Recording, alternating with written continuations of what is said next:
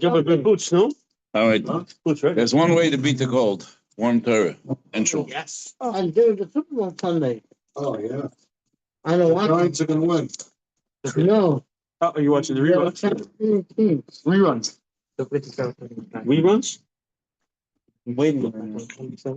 Stand the Broncos. Oh, open up the right. Love that.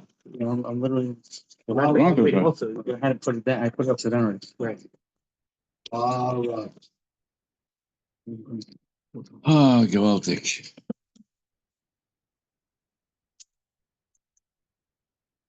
Look, Gaza. Where's the letter? Yeah, Park Gaza. Half of Israel, half of America. No, it's only for America. No, it won't be Israel. No, it's gonna be Israel. It won't be Israel. The global. How you doing? It's ours. It's Israel. All the time I can come in. We will. Maybe not right now, but we will. All the time Welcome, Zero there. right? Zero there. Yes. Code zero. Another time about my feet. My dad, you give him 75 again? All right. We got Parsha Beshalach Shiur. Every line is another whole section.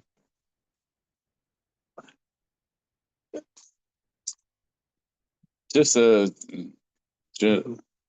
commentary on the rush that everybody went to say Shabbos, Parshas Amon this week. And Shulchan Aruch says a person should say Shabbos Amon every day. So Gula for Parnasa is not just once a year, it's every day. The Moranayim on this Parsha, the only real heavy piece of Torah that he has is on the Parshas Amon. But he says, Parshas Amon can't work. You got to remember, Parshas Amon follows right after the Shira. He says, if you say the Shira Sayam with Kavana, then Parshas Amon works. Because the whole premise of Parshas Amon is that we have Emunah B'tochen L'Moshem is going to give us our Parnasa that we need. That Emunah B'tochen came from Kriyas Yamsuf. The Klal Yisrael were able to be Amida B'Hashem Moshe Avdei. So because of that Emunah, the Klal Yisrael said, now that we see that HaKadosh Baruch Hu can change heaven and earth and change the water and the Mechas Shemayim V'Aretz, so then it's not so hard to believe that HaKadosh Baruch Hu is going to give us Parnasa. So if we walk in and say, Rebbeinu Shalom, give me Parnasa, we're not trusting that HaKadosh Baruch Hu giving Parnasa. We're saying, okay, we're going to daven for Parnasa. Very good. It's very good. We do. Of course, we should daven Parnasa three times a day. They say that we're going to really trust the HaKadosh Baruch Hu gives us Parnasa. That we have to be ready to open our eyes to see the nisim and the flows the HaKadosh Baruch Hu does in our world every single day. When do we see that? We say Shir Sayam every day. So it's not that I don't believe in segulas. So segulas are very good, but there's a message that the segula is supposed to give us, and this message that the segula is to say Shir Parshas Amon is every single day. Every single day we can, and Kadosh Baruch Hu gives us according to the strength of our emunah. That's how much our parnasa comes to us. That's a sort of radical statement, but that's it's a given. Hashem put it in several different ways. He says, if a person is marrying off a child and he wants to know where's it going to come from, so he says it's similar to a person who's thirsty and it's raining and he doesn't run outside with a bucket. It's zanar. So it's raining. You're thirsty. You need water. Run outside with a bucket. You'll have water. It's just Parnasa. Yeah. Parnasa is when a HaKadosh Baruch Hu gives us the maftiach, gives us haftochen, that He's going to give us Parnasa, right? So he believes he's going to have panos today, and as he comes here, he gets panos. Okay,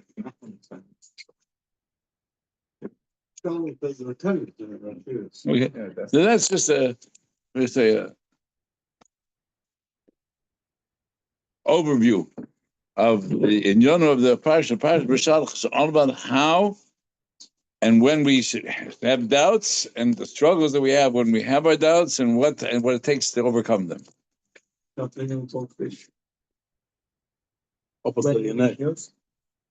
you reach yours.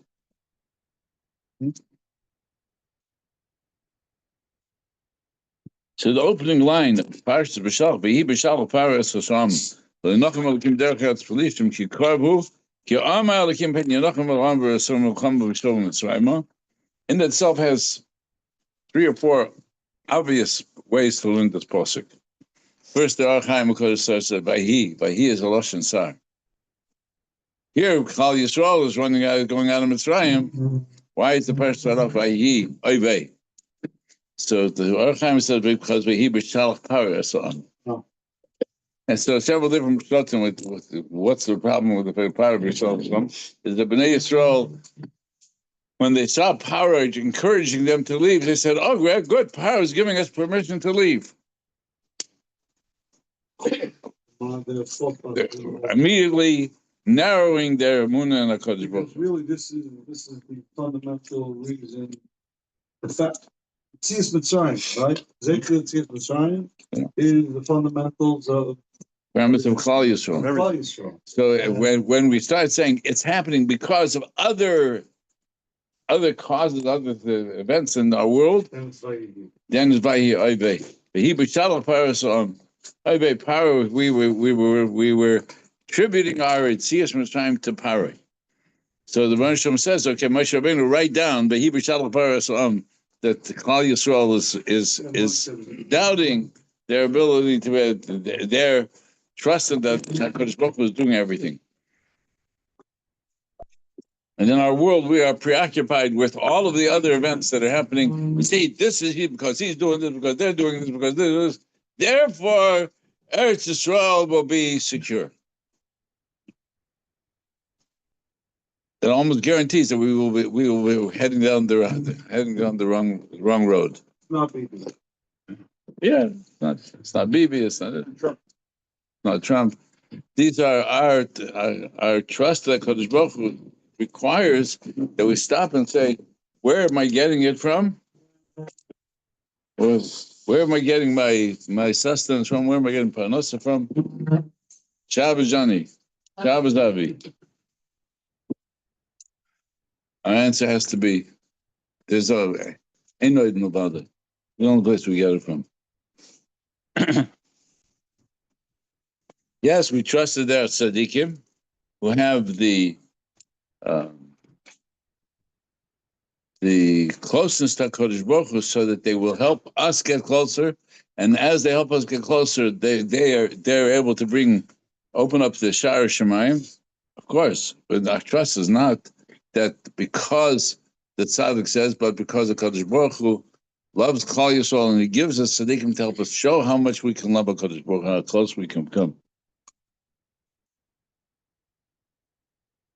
So then we have to ask ourselves the way the Mepharshim go on this first pasuk.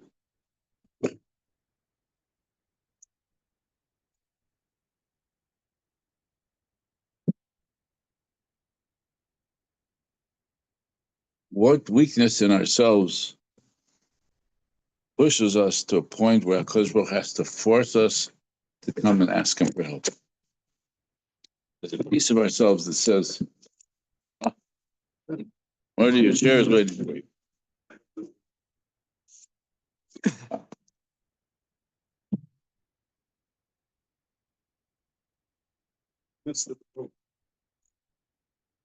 So it says, so the Orach Chaim HaKodesh says actually, and Ramban also says the Mordecai is pushing Klal Yisrael to tshuva. It says because we hear Beshalach Paras, right? Because we weren't so committed to our emunah and the Kodesh Baruch that he's taking us out of Mitzrayim. So therefore, Hashem did not take them the derech because that would have required an enormous amount of munah. If we say HaKadosh Baruch Hu is ready to give us Eretz Yisrael, nothing can stand in our way. We were talking about going through Gaza. Huh? We're going through Gaza. Yeah, right, because That would have been easy. right, because it already had the doubts that it's really a Kadosh Baruch Hu do it. That maybe Moshe Rabbeinu, maybe it's Moshe Rabbeinu, he knows how to do Nisim, and therefore, and then when Moshe Rabbeinu is not doing Nisim, so then the problem is Moshe Rabbeinu, and therefore we're standing by the Yam, and we don't know where we're going and which way we should go. Moshe, you're the problem. Huh? You took us into the Midbar. Why did you take us into the Midbar to die in the Midbar? Right? So even though we know there were three kitos, there are three different groups of Klal Yisrael. Some of the said when it comes to right before Kriyas Yamsuf and the complaint, there were three different statements. And so Chazal tell us that the three different groups of Klal Yisrael, those who trusted HaKadosh Baruch Hu, those who turned to Moshe Rabbeinu, and those who doubted HaKadosh Baruch Hu and Moshe. And they find the expressions in the psukim are in Sheni already. Midbar, that's one group.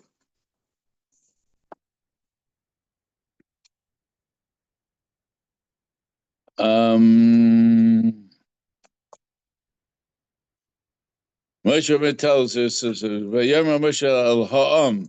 Moshe turns to Ha'am, so the Orcham says Ha'am, refer to Ramban and the Kli Yakar, said that referring to the Hamayinam. He said they were afraid. He said, "Yeshua Hashem." Now you'll see Yeshua Hashem. Hashem Yolachem Olchem Ba'atem Tachrishon with those who were davening. Those who were standing and davening. He says, "Don't, okay." Hashem listens to your tefillos. Hashem Yolachem Olchem. So it's three different answers, three different groups of Klal Yisrael who were struggling with the fact they were standing by the Yam. There were those who were davening, those who were ready to go out to battle with Mitzrayim, and those who were afraid. Those what they were saying, we should go back to Mitzrayim. Same three that Yaakov prepared for when he went to meet Esau. Right. Yaakov did all three of those things. Yaakov prepared all three of them. When he went to see Esau, the same three categories again. Yeah, except for that here, Yaakov said, "I'm ready to do whatever HaKadosh Baruch Hu needs me to do. Prepare during Tefillah, Chama." Right? But we hear also Klal Yisrael divided into three different groups of their trust in HaKadosh Baruch Hu or lack of trust in HaKadosh Baruch Hu. And Hashem says, ultimately, double Yisrael. So this is the only nebuah which Hashem, at least from an overview, the only nebuah which Moshe Rabbeinu did not know what was going to happen. All of the makkos, Hashem told Moshe Rabbeinu what's going to happen. Right? Here, until Hashem tells Dabra b'nei Yisrael b'Yisrael, tell b'nei Yisrael they should travel, Moshe Rabbeinu did not know that the Yom was going to split. So it begs the question: if Bnei Yisrael would have had a munah, they would have gone straight into their Plishtim Kriyas Yamsuf would never have been necessary. They would have gone straight into Eretz Yisrael. They would have been in Derech Hanes. They would have gone and they would have fought the battles, and they would have gone straight into Eretz Yisrael. However, we need to have Shiur Sayam. So Kriyas Yamsuf had to happen. The only thing is, the Kriyas Yamsuf could happen in a way that he walked straight into the Yam, but not having to. The Mitzrayim, the fact that the Mitzrayim were chasing us was because we needed to do a greater tshuva. We need to feel, I can't. What's going to happen to us? Okay, some things that interfere. We got to do tshuva, greater tshuva. Forces us to see the other Hashem. Forces us to say, I got to rely on the Baruch Shalom.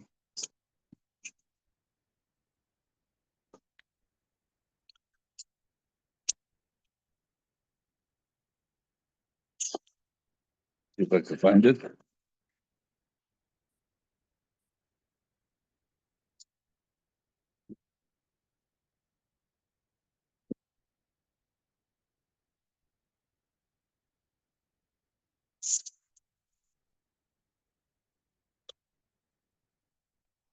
And some say that also were crying with the HaRav. That was challenged too much because Moshe Rabbeinu had taken the HaRav along with him, so it was the HaRav who created the doubt.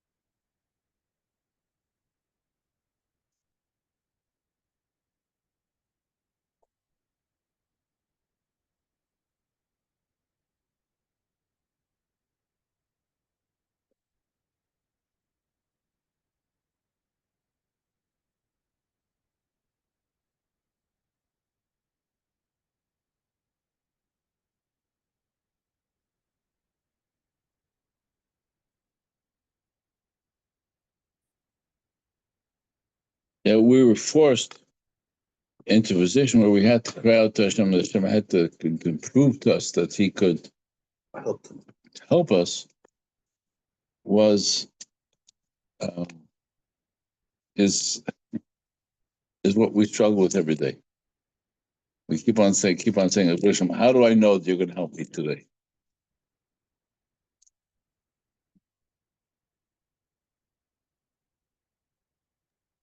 Besides that, we want Hashem to help us in the way that we want Him to help us. But that's what we daven for.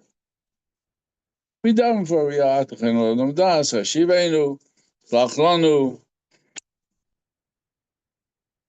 battle our battles. Riva Rivenu. We daven for the things with which we know that we are asking Kodesh Baruch Hu to give us the way that we would like to have it. That's never the problem, because that's our struggles with our world around us, to be able to say, walk into together, I'm not going to do anything unless you provide for me. Yeah. So that was the Madrigat Tzaddikim could do that.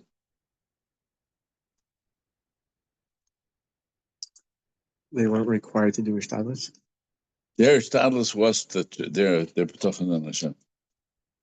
Ishtadlis. Ishtadlis was like, and they lived with that B'tochen. The love of the Hashem was going to give them what they would need. But for the most of us, we know what our needs are. We can create our balance sheet and see what we're missing.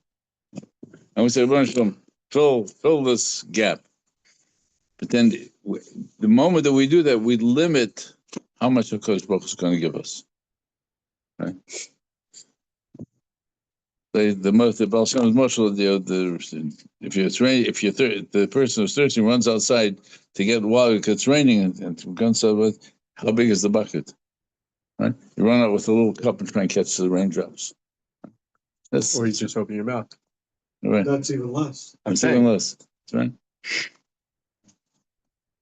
So if it's raining, you got to get a really big bucket. The Baruch Shalom, I know that if you're going to give it to me, might as well give me a lot. Wow. So I had the moment of reflection. We went for vacation. We get to warm up a little bit, and of course, you rent a place, and unless you're going into a Jewish hotel, you're renting a place that doesn't have mezuzahs, and there's no chiyuv to have mezuzahs. You don't have to have. You're not going to be a 30 days. It's not yours. It's right. And I realized that I was having a unique experience of not feeling close to Hashem. Ready to daven, it's quiet. It's, everything. It's serene. It's comfortable. I said, why do I not? What's missing? And I realized no mezuzahs on the doors. The difference between davening with mezuzahs on the doors and davening without the place without mezuzahs on the doors. If I ever told Rebbe this, but I was near Sofa Chassan many years ago.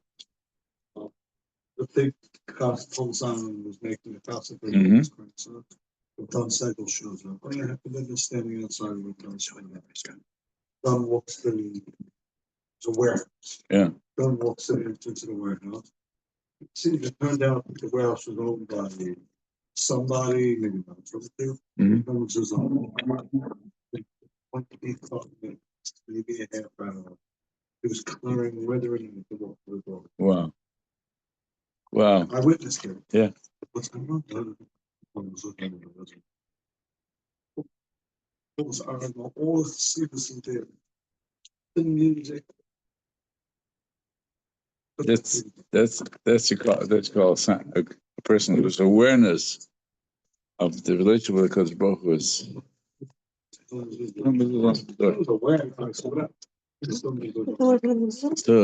I had that little bit of awareness. Something that so when people ask us, what kind of mezuzah should I buy for my house? Kosher one. Kosher one, right? Should I buy one that has from a cipher who is at a higher madrega with the better writer? The answer is it depends what kind of kedusha you want. You're saying, oh, so I can compromise. I can buy a grade B mezuzah. It's kosher.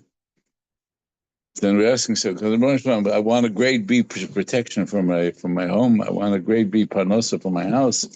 I want a grade B relationship with my children.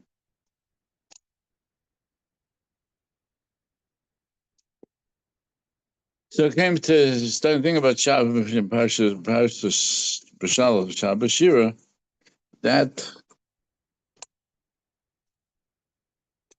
awareness. We're about to step into Kriyas Yam Suf again. We could have it every single day. That's part of Parsha Shiur Sayam, which we say every day, and Parsha Samon, which follows after it. Are we aware that we're walking into Kriyas Yam Suf? We're at the same place. Same place where Klal Yisrael had stood at the Yam and knowing what are we supposed to do now. Because Baruch says, I want you to take the next step and go into the place that you don't think that you're going to get help. How are you going to do that? How are you going to take the step? How are we going to take the steps that says one step beyond what I believe, that I have the clarity to take? Klal Yisrael didn't have clarity. Even Moshe Rabbeinu wasn't given it to until the last moment. Hashem tells Moshe Rabbeinu, Moshe, Eteyas Yotcha Layom of Kayu. Until then, Moshe Rabbeinu did not know, at least on the surface, during the parsha, Moshe Rabbeinu did not know what he was supposed to do. If Hashem would send, he said Hashem has the Amud HaEsh, Amud HaAnan, he can send him and chase away the Mitzrayim. We'll go to the right, we'll go to the left. There's wild animals over here, there's wild animals over there. Hashem will take care of the wild animals. The least obvious way, which is the way in which says that I'm going to trust that Kodesh Baruch Hu is going to tell me what to do and take that step to do it, that's a big step. It's a big challenge for all of us.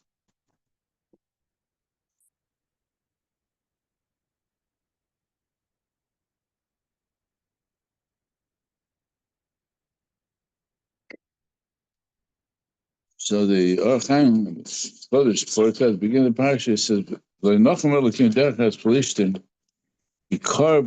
Hashem said, "I want Paroi." You believe that Paroi is the one who's helping you leave Mitzrayim? I want Paroi to be confused. I want Paroi to do the what we call most foolish thing that a leader could do. They had been beaten to pulp with the Makris. And he still doubts. He still wants to prove that he has the strength. It says, HaKadosh Baruch Hu not only wanted to show to the but he wanted to show Paroi. The Paroi, if you don't trust the HaKadosh Baruch Hu, it can lead you into a confusion that doesn't make any sense. leadership qualities, follow a foolish path.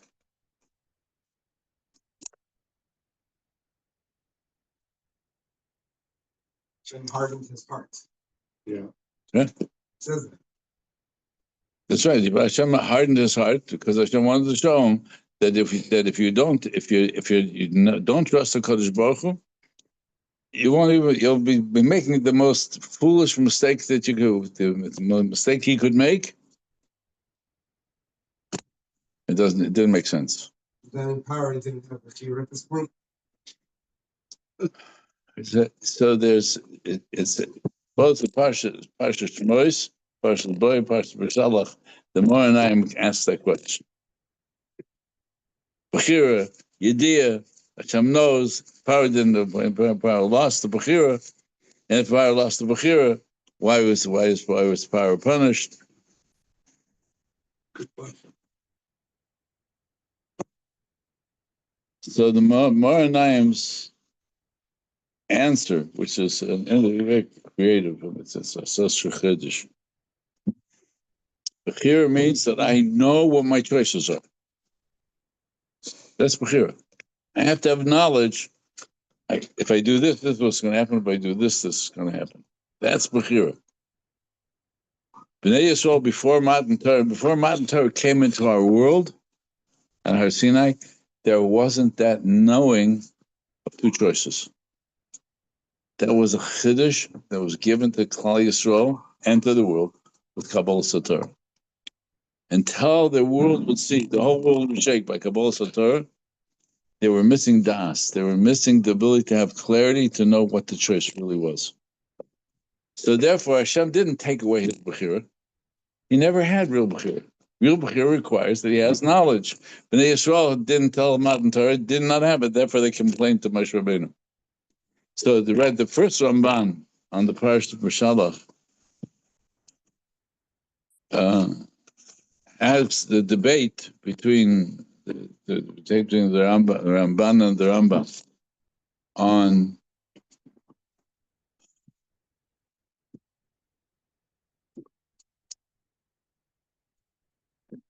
did Bnei Yisrael trust Moshe Rabbeinu or not? When they got to Kriyas Yamsuf, was that the moment that Bnei Yisrael got to Emunah? The guy who jumped in. Yeah. Was the one who jumped in. Yeah. I'm jumping. It didn't split yet, but I'm jumping. So the Rambam says that Moshe Rabbeinu and Klal Yisrael did not have full Emunah until Matan Torah. Even Moshe Rabbeinu. Even Moshe Rabbeinu. Now Bnei Yisrael will believe you. And the Ramban says, what happens if you mean about Moshe Abdai? But Yisrael says, so this is the famous machlokes between the Rambam and the Ramban. When did Bnei Yisrael get their full trust in Moshe Rabbeinu? The Ramban says this parsha, and he criticized the Rambam. The Rambam said that Moshe they didn't have real emunah until they saw Moshe Rabbeinu coming down with the Luchos from Har Sinai. Until then, they didn't have full trust. Maybe Moshe Rabbeinu did all these nisim, but there's a way to explain them all.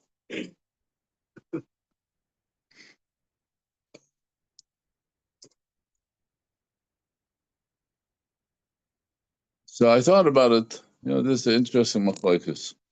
It's this stuff of this parsha.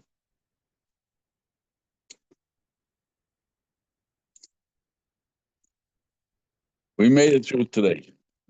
Hey, we managed to make it through today. Good. Do I believe that Hashem will help me to make it through tomorrow? Okay, I believe that Hashem made it through today. But what about tomorrow?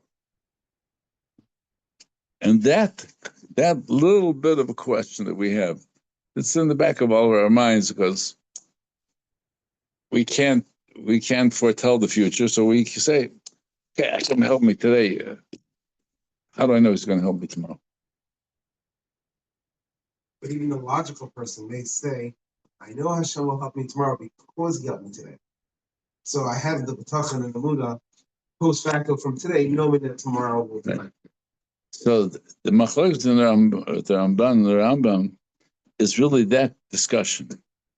They're both right. They're both right. Right?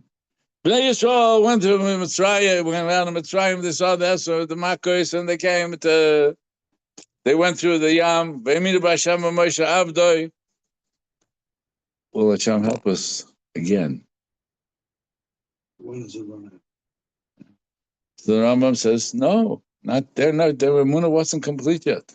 Their emunah was complete until they go through to tell the Kasi Hashem can come down on our Sinai. That's when they finally said, okay, now I'll trust Hashem tomorrow. And Rambam says, no, if they got to the point where they trusted Hashem today, that's enough. That's enough. That's enough emunah for them to be able to know that they'll be able to make it through. They'll keep on going. They have the emunah you can always have greater emunah, but we're not.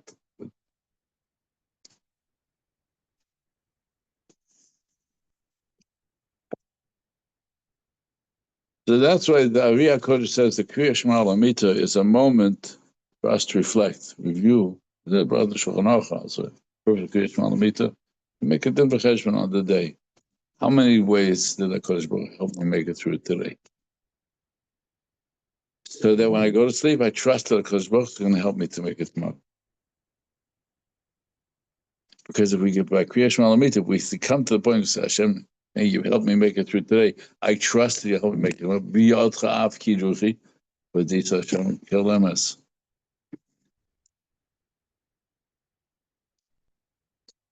So that's, I would say, that's the kavanah of Kriya Shema Lamita, that pasuk. That's the Ariyah said that's the key. The Kriya Shema Lamita. Yeah, with the Kriya Shema, etc. B'yodcha af ki ruchi. I try. I'm giving you my whole life, everything that I have. I trust you got me this way. Please, Hashem. So I know that you'll help me tomorrow.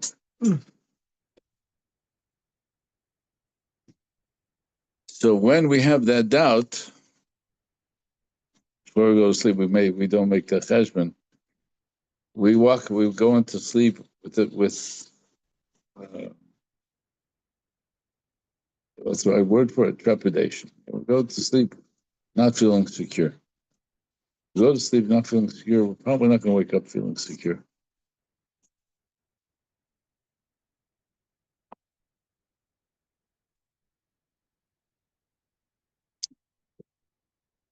I don't know if I've said this before. At least here, I'm not sure. What's the first thing we do in the first thing if we wake up in the morning? Moedani. Give me a touch. Moedani lefanecha. What moed means what? Or Could be moeded to admit. Thanks. admit. Mizbada. The word Todah. Todah. Todah. That one word moed has at least four different ways we translate it. Depends how you went to sleep. That's what might be. That's right. It depends how you go to sleep will determine how you say the word, what the word moed is. Very happy I got up. I'm not sure if I'm so happy I got up. Hashem, I have to confess that I'm not so happy that I got up in the morning. Right? There's all the each one of those ways to word that one word moed. The one I confess. I don't know. Melachai b'kayim. The word Melachai b'kayim. The words you don't find it any place else in Davening. Daven Melachai Yisrael Chai b'kayim. In the tefillah, in one of the tefillahs right after Kriya Shema of Birchas HaShachar, they include Melachai Chai b'kayim in there as well. Such an interesting expression. Shem Chai b'kayim. But the most important part is just after Nishmosi. You give me back my neshama. Where was my neshama? Up there. Where's up there? What's it? What's up there? Yeah. What does that mean?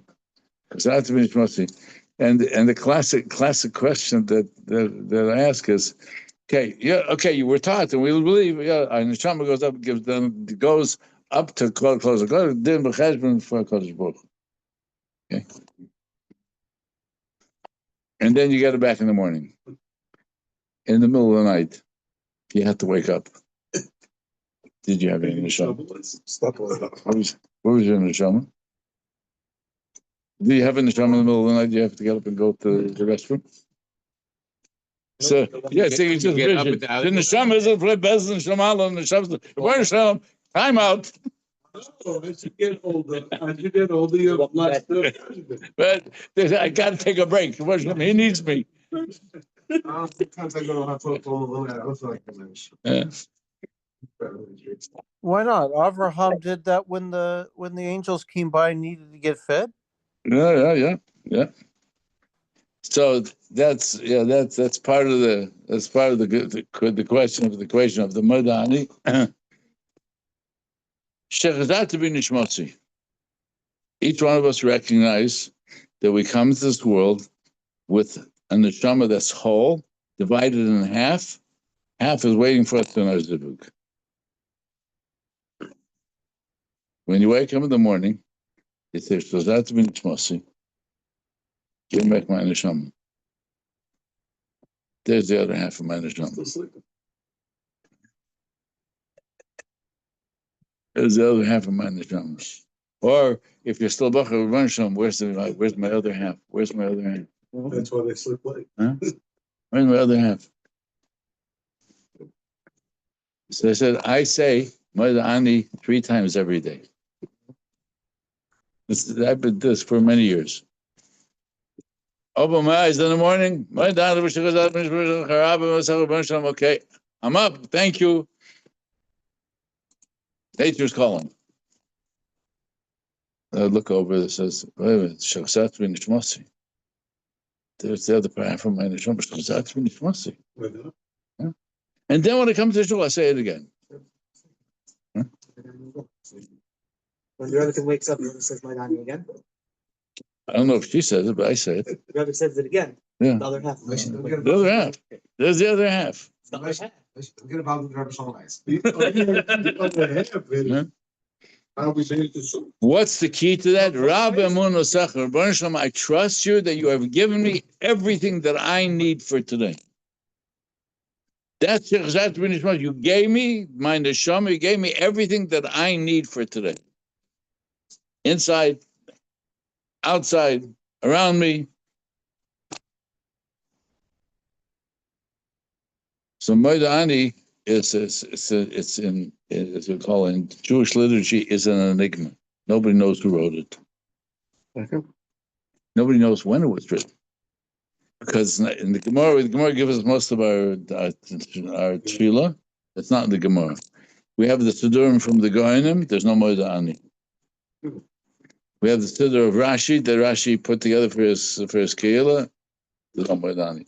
Modani doesn't show up until the very end of this Zman of the Rishonim. The first sefer that has this called Sefer Seder HaYom that mentions Modani. What happened until then? It was obvious. So Rav Schlesinger has a whole shiur on it, and both was mechaben to the same insight. This, the timing is after the Crusades. I don't know if you know Jewish history. There were 7 Crusades. 7 times the Christian world marched themselves from England all the way down, France and Germany and Poland, all the way down to capture Yerushalayim. And along the way, they won it, they lost it, they won it, they lost it. The reason why the Muslim world it doesn't trust the Western world. They know what the Crusades were like too. Yeah. They said this is another Crusades. The Western world is trying to destroy Islam, and you know what? They're not so wrong. It's 7 times the Western world tried to recapture, fight again. But along the way, wherever they saw Yidden, you either convert to Christianity or we'll kill you. And that's where we have the kinners on Tisha B'Av, the communities where they were Muslim, they'd rather die rather than convert as a whole. And they're very painful. Those pieces of history are so painful. At that point, almost 50% of Klal Yisrael was wiped out. From all the way from France, Germany, Poland, down to Eretz Yisrael, throughout the Turkish Empire, throughout the Ottoman Empire. And it would appear that the Chacham at that point, they saw that Klal Yisrael, nobody has the strength to get up in the morning. The devastation was terrible. Besides that, they wiped out half of Klal Yisrael. They burned the Shas and they burnt all the swarm of the Balei Tosfos, and with the devastation to Torah was enormous. And so how are we going to give Klal Yisrael the ability to get up in the morning and start to rebuild? So they went to the Gemara and they went to Yirmiyahu Hanavi. Yirmiyahu Hanavi in the middle of Eicha, the most painful nevuah that Klal Yisrael ever got. The third parak of Eicha is painful. You put me in the darkness as if we're all dead. Yirmiyahu Hanavi, we looked at the pain of Klal Yisrael, and the nevuah was the most painful. So, and then right in the middle of that parak, this is what I'm going to put on my heart, therefore I have hope. Hashem Hashem's chesed never stops. Renew every morning. It says, how did Yirmiyahu Hanavi survive the Churban? Every morning emphasized. So they said we got to bring that back into Klal Yisrael. So they borrowed the terminology from the Tefillah of Elakai and Neshama Shensat B'Torah. Kol Zman Shanesham Kirbi Moedan L'Fanecha. Franklin Masa Nicola Neshama. It's Moedani, right? Kol Zman Shanesham. As long as I have a Neshama, I still have a purpose today. Rabbi Masa Kosh Baruch is going to help me make it through today. So Schleisinger said it seems that if we look at the timing of Moedani, that it was designed to give Klal Yisrael hope that today will be a better day. Yesterday was terrible. Today's a better day. Hashem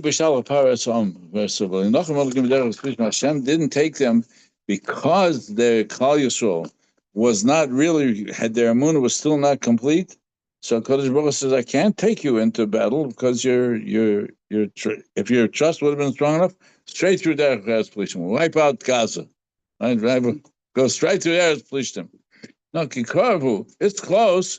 Chumash and Pen because maybe they will see, as the brought down the Medrash, they saw the Atzma Shiveshos. Shevet Ephraim, the Targum Yonason brings Shevet Ephraim, at the year 400 of the Nevuah of Avram Yeshana, they said, that's it, time to leave Mitzrayim. So 20,000 members of Shevet Ephraim told Klal Yisrael, we're going to Eretz Yisrael. This Nevuah, 400 years is over. And they went to Eretz Derech Plishtim, and they were wiped out. They were wiped out.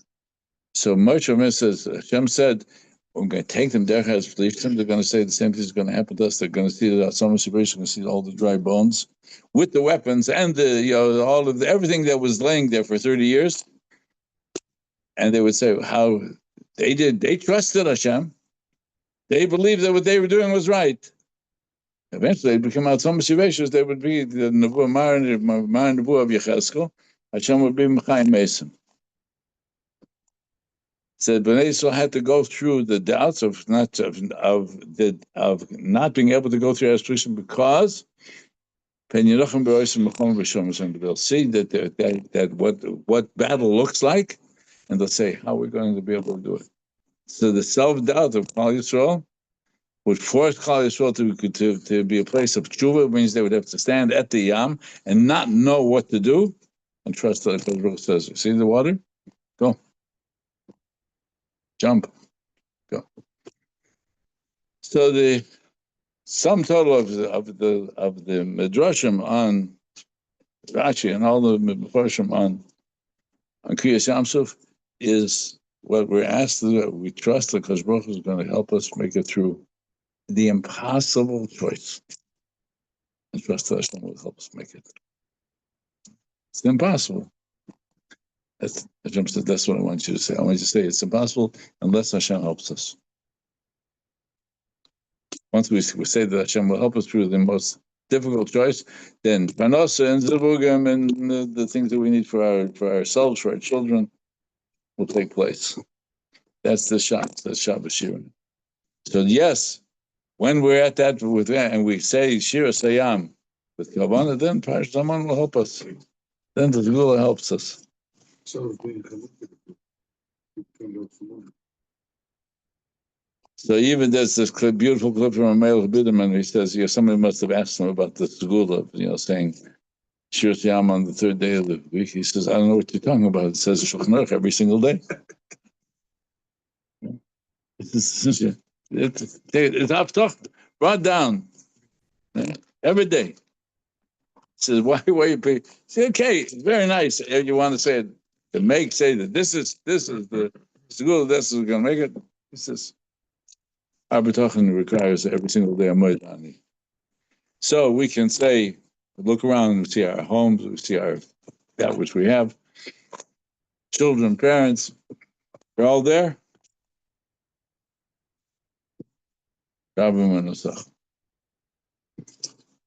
That's this passion. To give us the chizuk, the strength of emunah, to hold on to it in the times when we say it's impossible. And B'zach the Hashem Yeshua will come to us and to all of those who need it. We have a minyan? Only 9.